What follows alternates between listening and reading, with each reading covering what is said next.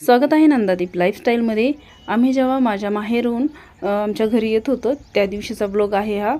तर आम्ही येताना आम्हाला आदर्श सोडवायला आला होता, कारण की आदर्शला आमच्यासोबत यायचं नव्हतं, त्याचं काही कॉलेजचं काम बाकी होतं, त्यामुळे आदर्श आम्हाला सोडवायला आला। अगोदर संघर्षला आणि त्याच्या पप्पांना त्याने सोडलं आणि त्यानंतर मला घ्यायला आला आणि आम्हाला गाडीत बसून दिल्यानंतर मग तो घरी गेला। गर्दी खूप झाली।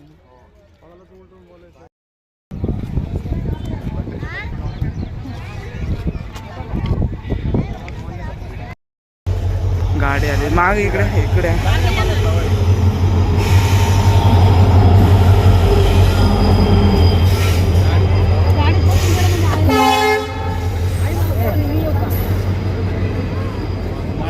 मी पण दिसलो।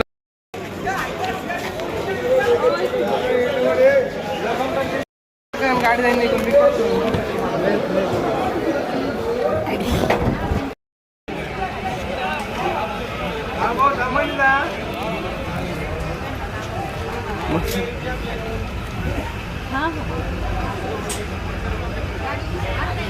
गेला।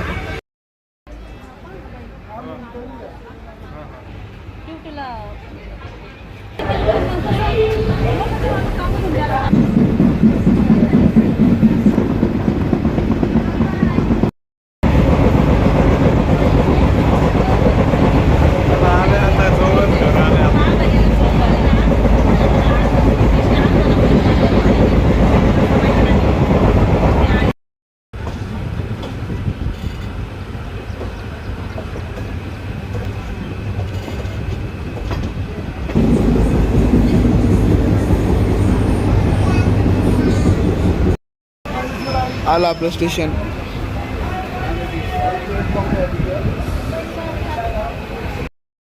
अजून काय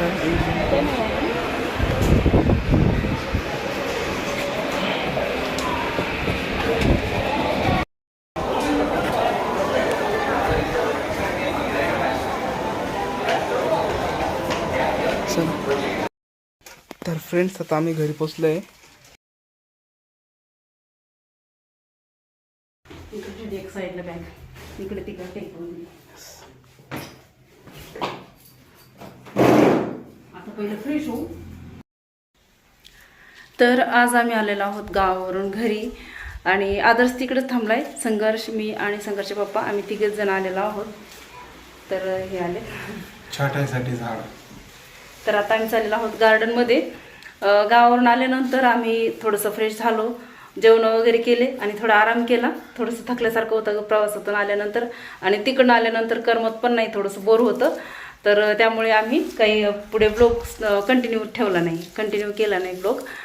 आणि त्यानंतर मग झाडझूड केली, दुकान उघडलं आणि आता आम्ही चाललेलो आहोत गार्डनमध्ये झाड लावायला। तर हे झाड आम्ही आमच्या शेजाऱ्यांकडून घेतलेलं आहे, त्यांची चालू होती झाडांची छाटणी। तर मग आम्ही घेतलं, एक फांदी घेतली आणि जास्वंदीचं आहे, जास्वंदीचं झाड आमच्याकडे फांदी घेतली, हिला छाटून आपण लावू आता चला गार्डनमध्ये। आणि आता आपले झाडं पण बघू, झाडांचे काय हाल झालेत। गावावरून आल्यानंतर झाडं खूप सुकतात, पाणी पाऊस काही एवढं पडला नाही, तर झाडं भरपूर सुकलेले आहेत, काही नवीन गवत आलेलं आहे। तर चला बघू गार्डनमध्ये।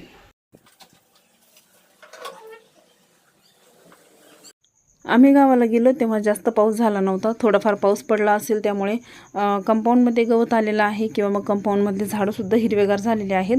पण पोर्शमधल्या झाडांना पाणी लागत नाही पावसाचं सुद्धा, त्यामुळे पोर्शमधले झाडं सुकलेत आणि इकडचे सर्व झाडं चांगले आहेत बघा।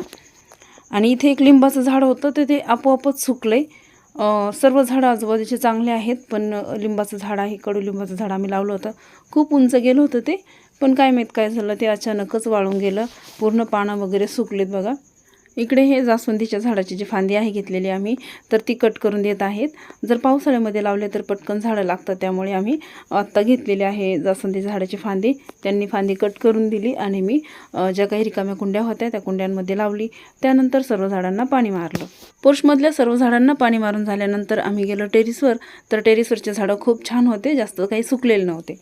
टेरिसवरच्या झाडांना तसं थोडा जरी पाऊस आला बारीक बारीक रिमझिम तरीसुद्धा पाणी पोहोचतं. तरीसुद्धा आम्ही सर्व झाडांना पाणी मारलं वरच्या पण. आणि त्यानंतर आम्ही इथे कडीपत्ता तोडत आहोत. कंपाऊंडमध्ये जे झाड लावलेलं आहे कडीपत्त्याचं ते खूप उंच आलेलं आहे, त्यामुळे आम्ही इथे आरामात बसून कडीपत्ता तोडू शकतो.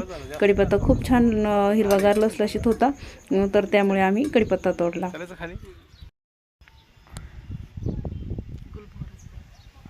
खूप छान गुलमोहर झाला. हे पहा, तर त्याच्यामध्ये आपल्याला ना हे फुलं आपण तेच ना गावाला जाताना ठेवले होते. गावाला जाताना ठेवले झेंडूचे फुले मित्रांनो बघा किती कसे झालेत ते. पूजेचे ठेवले होते ते सडून गेलेत पूर्ण. खराब झाले ते आता सगळे. हे आपण आहे ना याच्यात टाकले ना मातीमध्ये, अगोदर याच्या माती कचरा टाकलाय त्याच्यात टाकायचे. कुजतील ते ना, कुजले ते सर्व. आपण गावाला गेलतो ना ते प्लास्टिक मुळे खराब झालेत ना. हे प्लास्टिक मुळे ते हे झाले, सडले. आता हे ना याच्यामध्ये कंपोस्टच झालंय समजा. माती टाका थोडीफार.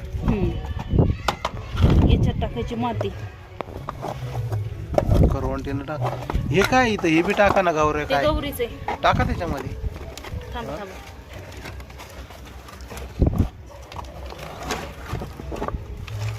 याच्यात माती टाकायची आणि अजून काहीच नाही टाकायचं. बस बस असं ठेवायचं.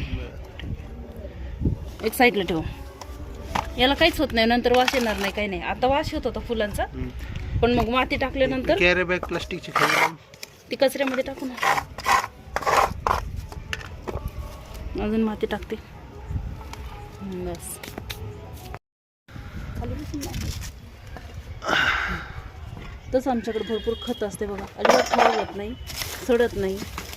हे बघा थोडं पण हे चिपचिप नाही. असं किचन वेस्ट आहे. Kitchen waste. हां, अजिबात खराब होत नाही. फुलं याच्यात जसं पाणी वगैरे नाही टाकत मी, असंच ठेवते, ते होऊन जातं. हे पहा मित्रांनो, टाकीमध्ये पण तशाच प्रकारचं कंपोस्ट आहे. हे बघा, केळीची साली, अंड्याची टरफलं, हे बघ कसं तयार होतं. हे बघा सुकलेलं, सडत नाही बिलकुल.